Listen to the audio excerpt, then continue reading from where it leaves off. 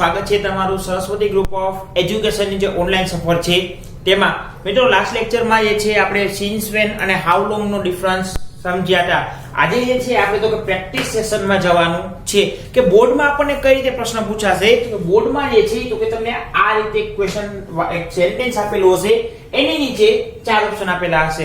હવે એ જે તમને સેન્ટેન્સ આપેલું હશે એમાંથી જેના વડે પ્રશ્ન બનતો હશે એ શબ્દ નીચે અંડરલાઈન આપી દીધેલી હશે. હવે તમારે જોવાનું ઈ છે કે ભાઈ સૌથી પહેલા જે છે તો કે સેન્ટેન્સ વાંચવાનું છે કે ભાઈ સેન્ટેન્સ શું કહેવા માંગે છે. ત્યાર પછી એને આપેલા જે ચાર ઓપ્શન છે ઈ ચાર ઓપ્શનમાંથી કોઈ એકને પસંદ કરી અને જવાબ લખવાનો રહેશે. હવે શરૂ કરીએ છીએ સેન્ટેન્સ નંબર 1 થી. એમાં પહેલા આપણે વાક્ય સમજીશું. વાક્ય શું કહે છે કે ભાઈ he will return your books on next Monday. he કોઈ છોકરાની વાત છે, will એટલે કે સાદા ભવિષ્યકાળ છે. he will return એટલે પરત કરવી. he will return your books એટલે કે તમારી પુસ્તકો on next Monday એટલે કે આવતા સોમવારે. આખું વાક્ય થાય છે ભાઈ તે તમારા પુસ્તકો આવતા સોમવારે પરત કરશે. આખું વાક્ય થઈ ગયું. ડન. હવે આપણે ફોકસ કોની પર કરવાનું છે તો કે on next Monday એટલે કે આવતા સોમવારે. સૌપ્રથમ તો જ્યારે વાક્ય આપેલું હોય અને એમાં કોઈ શબ્દની અંડરલાઈન કરવાની હોય ત્યારે સ્પેશિયલ ફોકસ કરવાનું છે કે શબ્દ કયો છે તો કે on Monday. ઓકે, મંડે શું છે? કોઈ વ્યક્તિનું નામ છે? નથી. કોઈ ચીજ છે? નથી. જગ્યા છે? નથી. પદ્ધતિ કે રીત છે? નથી. મારે પસંદગી કરવાની છે? નથી. કારણ છે, પર્પસ છે? નથી. મંડે જે છે શું છે તો કે ટાઈમ છે. તો ટાઈમ ને લગતા આપણી પાસે ત્રણ પ્રશ્ન છે, વેન, સિન્સ વેન અને હાઉ લોંગ. ત્યારે મેં તમને વેન વખતે કીધું હતું કે જો અહીંયા પ્રિપોઝિશન એટ આવે તો વેન થી પ્રશ્ન બનાવવો, પણ ઓન આવે તો પણ પ્રશ્ન શેનાથી બનશે? વેન થી જ બનશે. ચલો હવે ટાઈમ આપ્યો છે તો હજી એક વસ્તુ ચેક કરી લઉં છું. શું અહીંયા કે સિન્સ ફોર છે? નથી. શું છે? ફક્ત ઓન છે. તો હવે મારી જવાબદારી એ છે કે ભાઈ મને આ જે સમય બાબતની નીચે અંડરલાઈન આપી દીધી છે તો મારે સમયને લગતા એટલે કે વેન થી પ્રશ્ન બનતા હોય એવા જ જે ઓપ્શન છે એને ધ્યાનમાં લેવાના છે. હું પહેલો ઓપ્શન ચેક કરું છું કે ભાઈ what will he do on next Monday. what એટલે શું? તો આ વાક્યમાં સમજવું પડશે કે ભાઈ તે આવતા સોમવારે શું કરશે. એવું વાક્યમાં પણ કીધું છે. તો આ કીધું છે ક્યાં તો કે will return your books. બરાબર. તો રિટર્ન નીચે અંડરલાઈન છે? નથી. તો what આન્સર આવતો નથી. એટલે હું અહીંયા મારી સમજવા માટે અહીંયા નાની એવી ચોકડી મારું છું. 2 when did he return your book. when થી પ્રશ્ન આવ્યો છે. ચાલો હું આ જવાબ મારો ફાઇનલ છે. મને આવડી ગયું પણ હું ખોટો છું. શું કામ?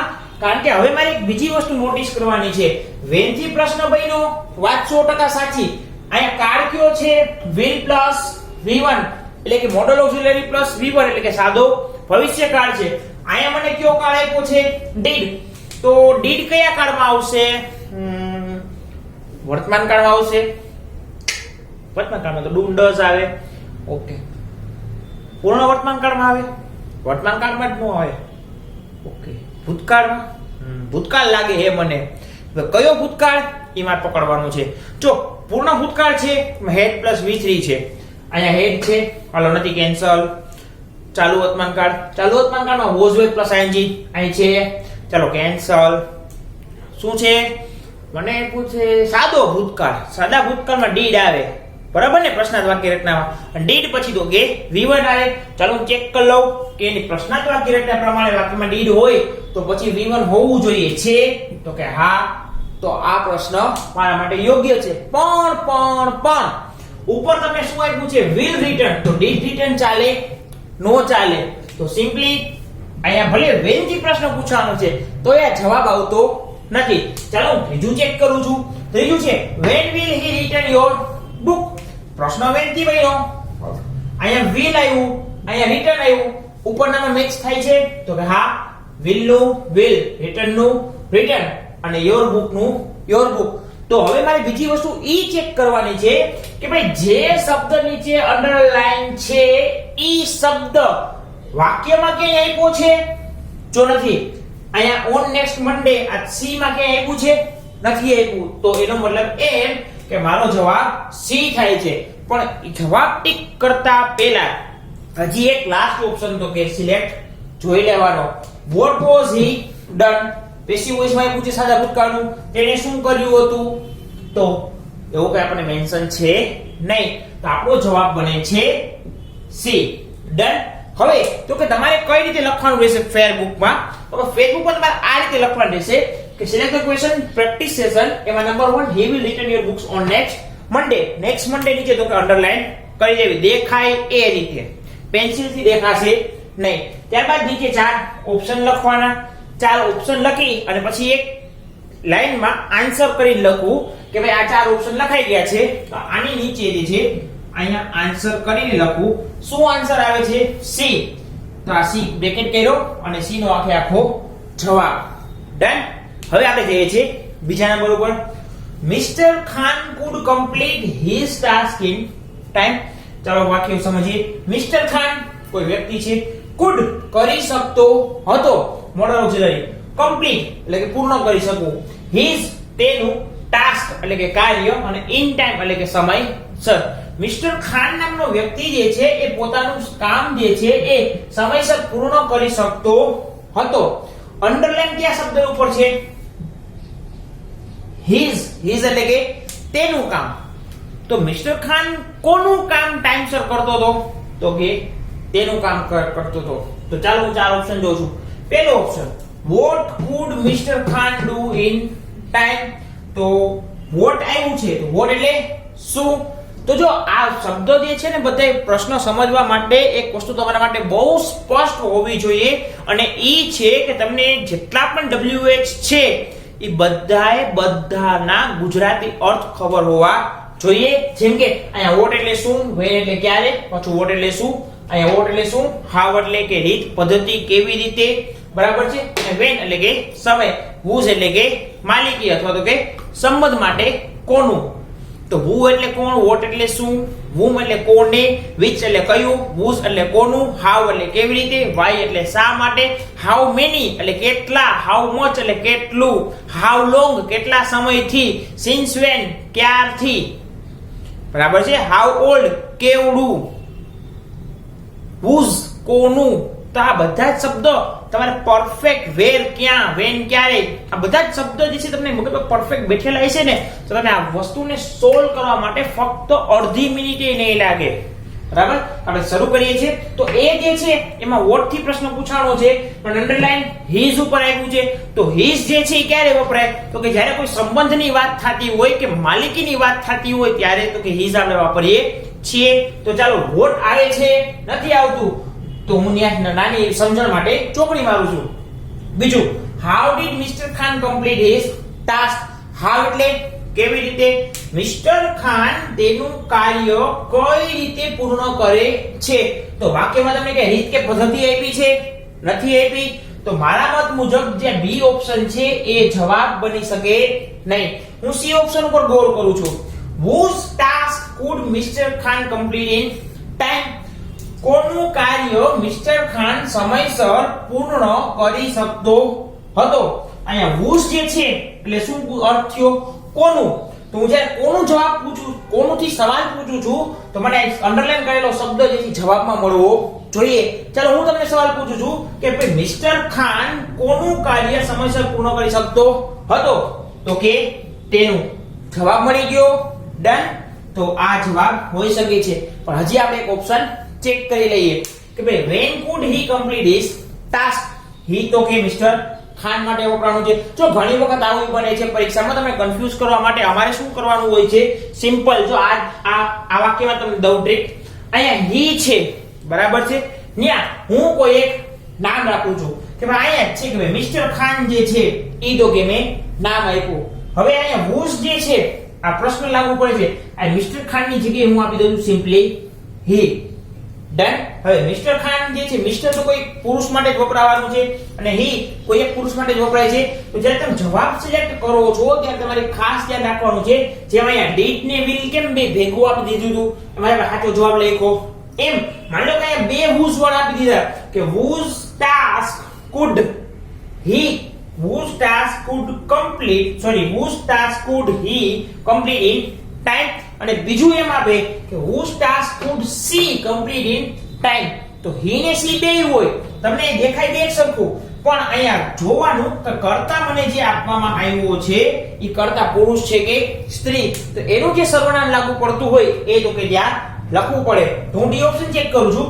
when could he complete his task, એ એનું ટાસ્ક ક્યારે પૂર્ણ કરશે કે ક્યારે પૂરું કરતો હતો.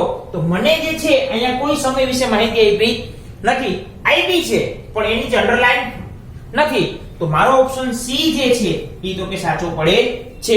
એક વસ્તુ હંમેશા યાદ રાખવી, આ બહુ શોર્ટકટ કહું છું, બધા મહેનત લાગુ પડતી. તમને જે શબ્દ નીચે અંડરલાઈન આપી છે, અહીંયા ઓન નેક્સ્ટ મંડે, અહીંયા હિઝ, એ ચાર ઓપ્શનમાં જે ઓપ્શનમાં લાગુ ન પડતી હોય એ ઓપ્શન તમારો જવાબ. જો તમે આ પદ્ધતિથી ચાલો છો તો જો અહીંયા ઓન નેક્સ્ટ મંડે એવું ચોકડી લાગી ગઈ, આ બેયમાં નથી, ત્રણેયમાં નથી, તો હવે તમારે ફરજિયાત શું કરવાનું, તો ને બીજી ટ્રીક અપનાવવાની. શું કે ભાઈ તમે જ્યાંથી પ્રશ્ન પૂછો છો એ પ્રશ્નનો જવાબ અંડરલાઈન કરેલો શબ્દ જે છે એ આવી જાય છે. જો આપણે ટ્રાય કરીએ કે ભાઈ તે તમારી બુક ક્યારે પરત કરશે, એ કઈ ભૂલ છે, યોર બુક્સ થઈ જશે, બરાબર, બહુવચન છે એટલા માટે. તે તમારી બુક ક્યારે પરત કરશે, તો કે આવતા સોમવારે. જો અહીં ભવિષ્યકાળ છે, ક્યારે પરત કરશે, ભવિષ્યમાં ક્યારે પરત કરશે, તો કે આવતા સોમવારે. આવતો સોમવાર જે આવવાનો બાકી છે. ડન, આવી ગયો જવાબ. અહીંયા ટ્રાય કરીએ. whose task could Mr. Khan complete in time, કે મિસ્ટર ખાન જે છે કોનું કાર્ય સમયસર પૂર્ણ કરી શકતો હતો, કોનું, તો કે તેનું. મળી ગયો જવાબ. તો આ રીતે આપણે આગળ વધવાનું છે. મેં તમને કીધું એ પદ્ધતિથી તમારે બે લખવાના છે, ચાર ઓપ્શન, એક લીટીમાં તો બેનો જે ઓપ્શન આવતો હોય એ લખી અને જવાબ, અને ત્યાર પછી નંબર 3. આટલું જોઈ લ્યો, લખી લ્યો. આ રીતે ગોટાળા નથી કરવાના, તમારે સિમ્પલી લખવાનું છે કે ભાઈ આ પહેલું વાક્ય છે, એમાં ઓન નેક્સ્ટ મંડે છે એ પર બોક્સ બનાવો, તમે બોક્સ બનાવી શકો છો. ચાર ઓપ્શન, એમાં જે ચાર ઓપ્શન લખો છો એમાં સી હોય તો ત્યાં પહેલા આવી રીતે બોલપેન થી રાઈટ માર દેવાનું અને નીચે જવાબમાં આ રીતે લખી લેવાનું. બીજું, mister Khan food complete his task in time, his ઉપર બોક્સ બનાવી દો, એનો જે ઓપ્શન છે સી, ત્યાં પહેલા બોલપેન થી રાઈટ મારી દો અને નીચે એનો જવાબ લખી નાખો C, whose task could Mr. Khan complete in time. જેથી કરીને આપણે રિવિઝન કરતા હશું, ફાસ્ટ ટ્રેક મોડમાં જઈએ તો ઓન નેક્સ્ટ મંડે ઉપર તમારું બોક્સ આવ્યું, સીધી નજર ત્યાં ગઈ, ટિક માં કર્યું વેન, સી ઓપ્શન એક જ વાંચવાનો અને જવાબ શું કામ લખવાનો, તો કે એક જ ઓપ્શન આપણે બે વખત લખી સાચા જવાબનું, તો આપણી પ્રેક્ટિસ જે છે એ તો કે સોલિડ થશે. આટલું લખી લ્યો, જોઈ લ્યો, પછી મળીએ છીએ આપણે નેક્સ્ટ ક્વેશ્ચન માટે. ત્યાર પછીના છે નંબર 3 અને નંબર 4. નંબર 3 છે કે Nalin and his siblings reached the theatre very late, કે નલિન અને તેના સિબલિંગ્સ એટલે કે તેના ભાઈઓ હોય કે બહેનો હોય, કે ભાઈઓ જ રાખીએ આપણે, કે નલિન અને તેના ભાઈઓ રીચ્ડ એટલે કે પહોંચ્યા ક્યાં, તો કે theatre, the theatre very late એટલે ખૂબ જ મોડા. કે ભાઈ નલિન અને એના ભાઈઓ જે છે એ થિયેટરે ખૂબ જ મોડા પહોંચ્યા. આપણે ફોકસ કરીએ કે ભાઈ આપણને કયા શબ્દ નીચે અંડરલાઈન આપી દીધેલી છે, તો શબ્દ છે નલિન એન્ડ હિઝ સિબલિંગ્સ. તો નલિન અને એના ભાઈઓ, તો વાક્યમાં કર્તા કોણ છે, તો કે નલિન અને એના ભાઈઓ. કારણ કે પહોંચવાની ક્રિયા કરે છે કોણ, તો કે નલિન અને એના ભાઈઓ. તો કર્તા નીચે અંડરલાઈન છે. તો ચાલો વિચારો જોઈએ કે જ્યારે કર્તા નીચે અંડરલાઈન આપવામાં આવે ત્યારે કયો WH શબ્દ જે છે એ તો કે પ્રશ્ન તરીકે પૂછાશે. આપણે ઓપ્શન ચેક કરીએ. પહેલું, who reached the theater very late, કોણ થિયેટર મોડું પહોંચ્યું. ચાલો અહીંયા કોણ જે છે WHO who, એનાથી જેનો સવાલ પૂછું છું તો મને અંડરલાઈન કરેલો જે શબ્દ છે જવાબમાં મળી જાય છે. તો હું ચાલો પ્રશ્ન પૂછું તમને, કોણ થિયેટર સૌથી મોડું પહોંચ્યું, તો ખૂબ જ મોડું પહોંચ્યા. કોણ થિયેટર સૌથી મોડા પહોંચ્યા, અંડરલાઈન કરેલો જવાબ આવે છે નલિન અને તેના ભાઈઓ. ભલે મને આન્સર ખબર પડી ગઈ કે ઓપ્શન એ જ આવશે, પણ છતાંય મારે હજી એક વખત ચેક કરવું પડશે. બીજું છે how did they reach the theatre, તેઓ થિયેટર કઈ રીતે પહોંચ્યા, એવું મને વાક્યમાં ક્યાંય મેન્શન કરેલું છે નહીં. અને બીજી વસ્તુ અહીંયા જે છે કર્તા તરીકે આપી દીધું ધે. તો જો મેં તમને કીધું હતું કે તમને જે શબ્દની અંડરલાઈન કરેલી આપેલી હોય એ શબ્દ ક્યાંય આવવો જોઈએ નહીં WH ક્વેશ્ચનમાં. જો ઉપર ક્યાંય આવતો નથી, અહીંયા ધે આપી દીધું, ધે એટલે ત્રીજો પુરુષ બહુવચન. અહીંયા નલિન અને એના ભાઈઓ એ બે આપણા માટે ત્રીજો પુરુષ બહુવચન છે. નલિન એકવચન છે પણ સાથેના ભાઈઓ જે છે એ તો કે એક કરતા વધારે છે. તો અહીંયા ધે આપી દીધું એટલે બી ઓપ્શન ક્યારે લાગુ પડી શકે નહીં. હું અહીંયા ચોકડીમાં દઉં છું. ચાલો સી ચેક કરીએ. Who has reached the theater very late? આ પણ જવાબ હોઈ શકે છે કારણ અહીંયા પ્રશ્ન શેનાથી બન્યો છે? who થી બન્યો છે. પણ રિલેક્સ. ઉપર જે છે શું આપ્યું છે? reached બોલે તો V2. તો V2 જે છે એ કયા કાળમાં આવે? સાદા ભૂતકાળમાં. ચાલો મેં તમને સાદા ભૂતકાળમાં who ની વાક્ય રચના કરાવી છે. એમાં જો એમ હતું who plus V2 plus object plus other word. Object અથવા કોઈ પણ અધર વર્ડ પણ આવી શકે. તો છે who plus V2 plus object plus other word plus question mark. તો અહીંયા જો સાદો ભૂતકાળ ઉપયોગ થયો છે તો પ્રશ્નમાં સાદો વર્તમાન કાળ આવી શકે નહીં. હું ત્યાં દઉં છું ચોકડી. ડન. સોરી અહીંયા ચોકડી સી માં. D when did they reach the theater? તેઓ થિયેટર ક્યારે પહોંચ્યા? તેઓ તો કરતા જે છે એ જ શબ્દમાં આવી જાય છે. તો આ પણ ઓપ્શન લાગુ પડી શકતો નથી. તમારો ઓપ્શન કયો થયો સાચો? એ. તો જો પાછો તમને પ્રશ્ન પૂછું છું, ખરાઈ કરી લઈએ કે ભાઈ કોણ થિયેટર ખૂબ જ મોડા પહોંચ્યું? ખૂબ જ મોડા પહોંચ્યા તો કે નલિન અને તેના ભાઈઓ. તો આપણો ઓપ્શન થઈ ગયો એ. ડન. પછીનો ઓપ્શન ચેક કરીએ. he won't tell you even a single word. તે તમને એક પણ શબ્દ કહેશે નહીં. એ કે તે he એટલે કે એ અથવા તે તમને એક પણ શબ્દ કહેશે નહીં. એટલે ભવિષ્યમાં એ તમને એક શબ્દ કહેશે નહીં. ચાલો ઓપ્શન કરીએ. who will not tell a single word. જો અંડરલાઈન કરેલો શબ્દ કે વાક્યમાં આવતો નથી. ઘણા ખરા લોકો છે ને અહીંયા ભૂલ ખાઈ જાય છે. એની પાછળનું કારણ ઈ છે કે અહીંયા બે કરતા છે. જો આ he છે એ કરતા તરીકે ઉપયોગ થાય, you જે છે એ પણ કરતા તરીકે ઉપયોગ થાય. એટલે મોટા ભાગના છોકરા ઉતાવળમાં શું કરે ખબર છે? કઈ who વાળું વાક્ય રચના હોય, won't છે એ will not નું શોર્ટ ફોર્મ છે. કરતા અંડરલાઈન શબ્દ છે એ કે વાક્ય નથી આવતો. ચાલો એ ઓપ્શન સાચું જવા દો. પણ પછી અમારે સમજાવવું પડે છે ભાઈ who થી જ્યારે પ્રશ્ન પૂછો છો ત્યારે ગુજરાતી થાય કોણ. ત્યારે ગુજરાતી થશે કોણ એક પણ શબ્દ કહેશે નહીં. તો તમે એમ કહો સર તમે who થી પ્રશ્ન પૂછો તો you જવાબ આવી જ જાય ને, પણ નથી આવતો. કારણ આપણે જવાબ કોને દેવાનો છે?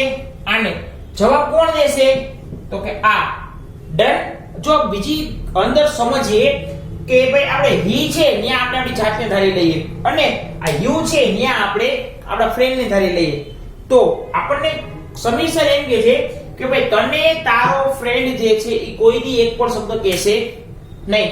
તો કોણથી વાક્ય રહે છે? who થી બનતું નથી. શું કામ? કે અહીંયા જે છે અહીંયા સોરી મારી ભૂલ થઈ ગઈ. અહીંયા you જે છે ત્યાં આપણે આપણી જાતને ધારી લેવાની છે અને અહીંયા તો કે આપણા ફ્રેન્ડને ધારી લેવાનો છે. તો હવે આપણો ફ્રેન્ડ કોને એક પણ શબ્દ નહીં કહે? તો કે આપણને. તો આપણને કોને શબ્દથી જ્યારે પ્રશ્ન પૂછું છું તો હું વડે મેચ થતું નથી. હું એ જાઉં છું ઓપ્શન બી માટે. અહીંયા માર દઉં છું હું ચોકડી. અહીંયા ફૂલ સ્ટોપ આવશે બી. whom he will not tell a single word.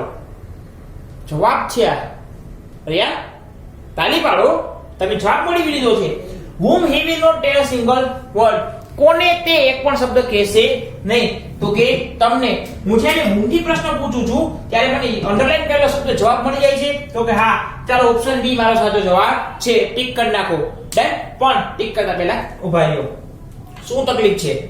અહીંયા he જે છે એ પહેલા છે અને will not સાથે છે. પ્રશ્નાત્મકની વાક્ય રચના પ્રમાણે WH શબ્દ પછી જે છે સહાયક ક્રિયાપદ આવવું જોઈએ, પછી કરતા આવવો જોઈએ, નોટ અને પછી તો કે V1. તમારો આન્સર થાય સી. જો ખાલી આટલી જ વાર લાગે કન્ફ્યુઝ કરવા માટે અહીંયા he will not. જો આ whom ને તમે કાઢ નાખો. ચાલો આપણે whom ને કાઢ નાખી છે. વાક્ય તમે અહીંથી ઓબ્ઝર્વ કરો. he will not tell a single word. આ છેલ્લે મેં ક્વેશ્ચન માર્ક કાઢી નાખ્યું. અહીંયા ફૂલ સ્ટોપ માર દો. આ વિધાન વાક્ય થઈ ગયું. જો તે તે એક પણ શબ્દ કહેશે નહીં.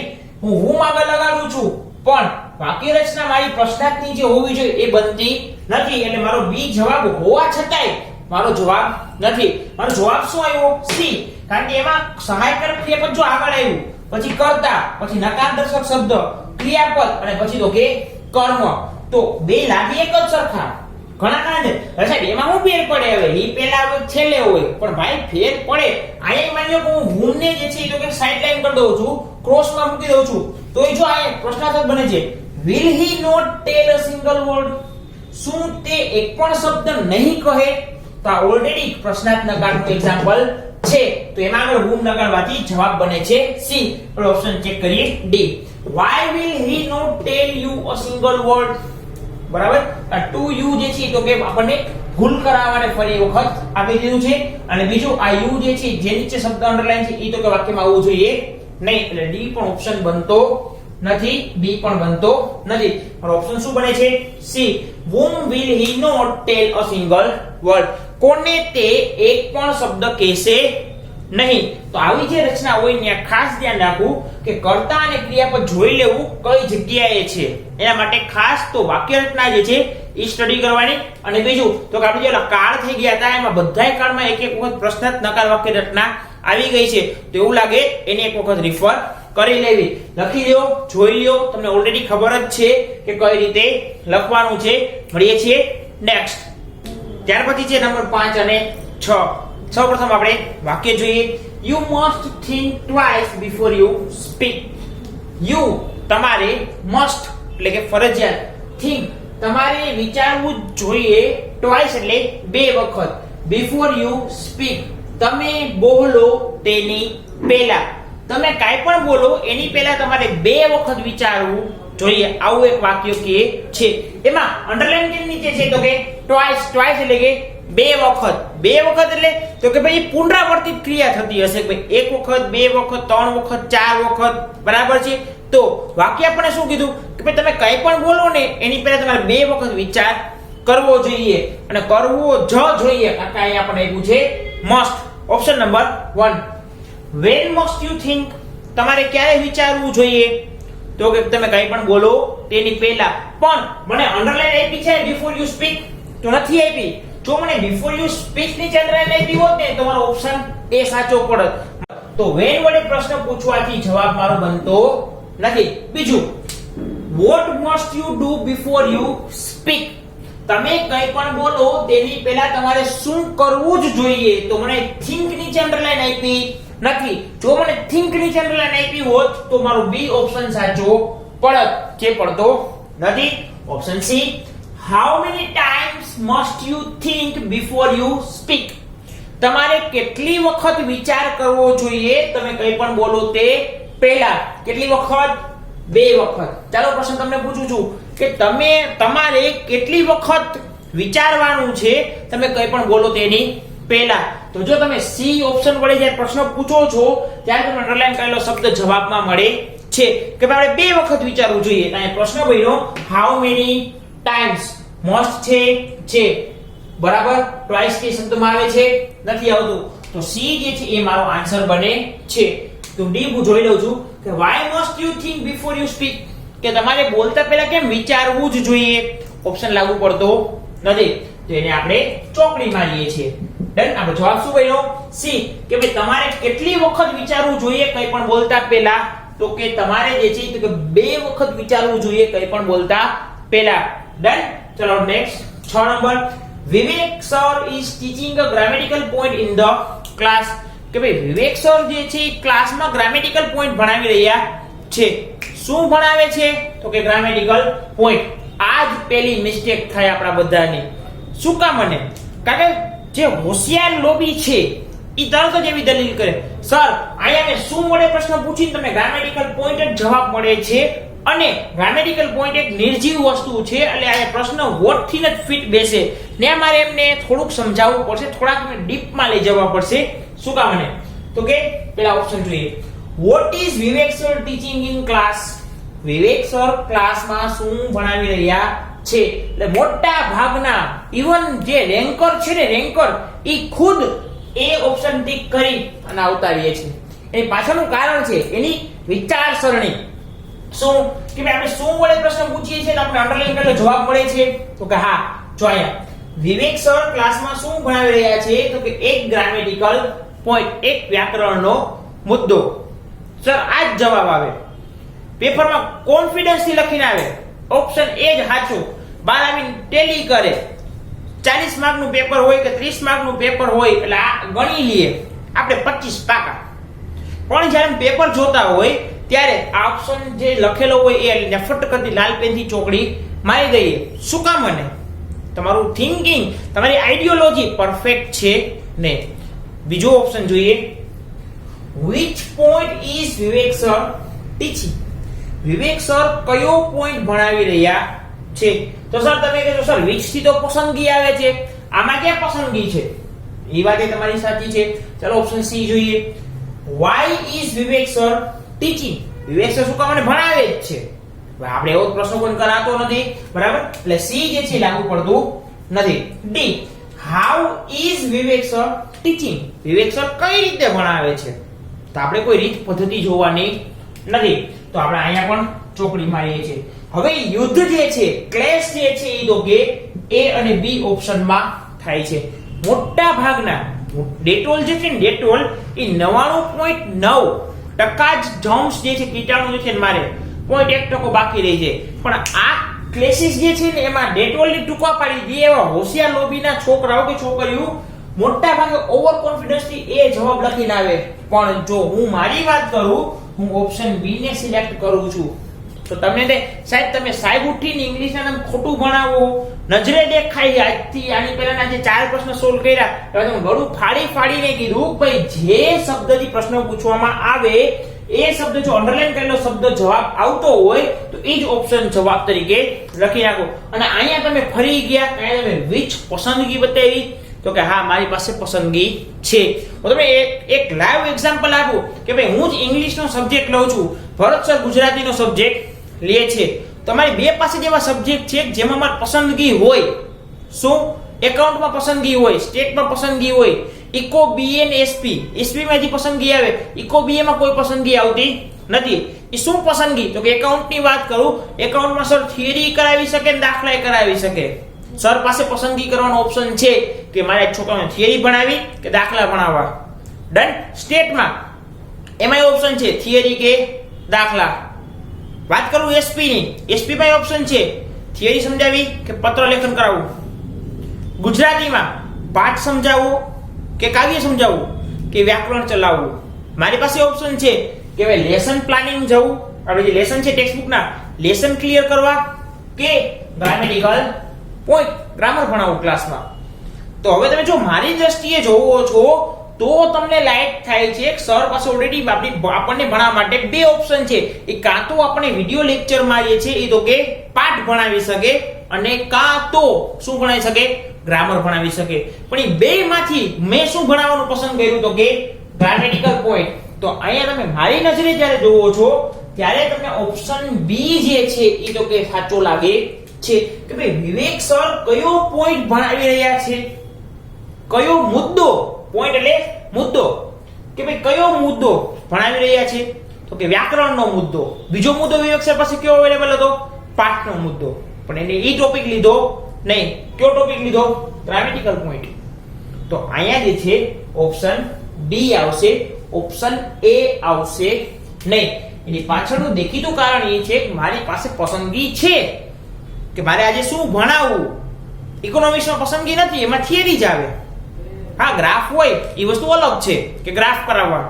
બીએ માં કઈ ઓપ્શન નથી, થિયરી મીન્સ થિયરી. પણ મારી પાસે તો કે છે કાં તો વ્યાકરણ જઈ શકું કાં ટેક્સ્ટ બુક ચલાવી શકું, પણ મેં વ્યાકરણ ચૂઝ કર્યું. એવી રીતે આપણા પોઈન્ટમાં વિવેક સર નામનો જે વ્યક્તિ છે એ ગ્રામર ભણાવવાનું ચાલુ કરે છે, એ ગ્રામર ભણાવવાનું પસંદ કરે છે. એ પાસે ઓપ્શન છે તો પસંદગી છે. પસંદગી માટે હંમેશા લાગુ પડે which. લખી લ્યો, જોઈ લ્યો. આવી વિચારવાની સ્પષ્ટતા જે છે એ તો કે કેળવતા રહ્યો. મળીએ છીએ હવે તો કે નેક્સ્ટ લેક્ચરમાં. આવા જ ઇન્ટરેસ્ટિંગ મગજ જે છે એને હાઈલી એક્ટિવ કરી નાખે એવા પ્રશ્નોના ઓપ્શન સાથે લઈને એનું તાર્કિક રીઝન લઈને મળીએ છીએ. નેક્સ્ટ લેક્ચરમાં. પણ એની પહેલા મેં તમને ગયા અઠવાડિયે એક વર્કશીટ મોકલેલી જેમાં 10 MCQ તમને આ રીતના જ આપેલા છે. એ વર્કશીટ ત્યારે તમે જેમ કરી હોય એમ, પણ એ હવે 10 વર્કશીટને આજે કરાવેલી પદ્ધતિ મુજબ વેરીફાઈ કરી અને પછી જે છે એક વખત પાછી રિફર કરી જવી. મળીએ છીએ આપણે નેક્સ્ટ લેક્ચરમાં. ત્યાં સુધી જય હિન્દ, જય ભારત એન્ડ વંદે માતરમ.